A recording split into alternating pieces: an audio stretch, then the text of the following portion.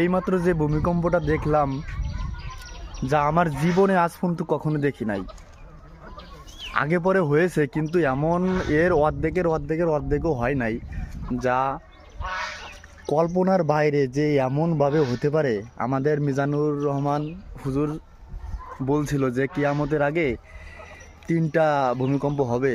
তা মনে হয় এখন উপভোগ করতে পারতেছি যে আসলে এরকম বেশি সময় নাই আর, যে আমাদের মাঝে দুনিয়া শেষ হতে। তো কিছু বলার ভাষা নাই। যে আমি দাঁড়িয়েছিলাম, দাঁড়িয়ে আমার শরীর সহ কাঁপছে পুরো। মাত্র 2 সেকেন্ডের মতো হয়েছে, ঘর বাড়ি যত যা আছে সব কাঁপছে। আমাদের এই বাড়ির পাশে একজন দাঁড়িয়ে আছে, তার সামনে ইটের বাউন্ডারি ছিল, ইটের বাউন্ডারি ভাঙিয়ে তার কাছেই পড়ছে। তাহলে বোঝেন যে কত বড় ভয়ঙ্করভাবে হয়েছে। কিন্তু বিশেষ করে এই যে যে পানিটা দেখলেন, এই পানি কিন্তু একটু নড়াচড়া করি নেই। আমাদের এই জায়গা করি নেই, অন্য জায়গায় কী হয়েছে সেটা আমি জানি না, কিন্তু আমাদের এই জায়গা একটুও পানি নড়াচড়া করি নেই।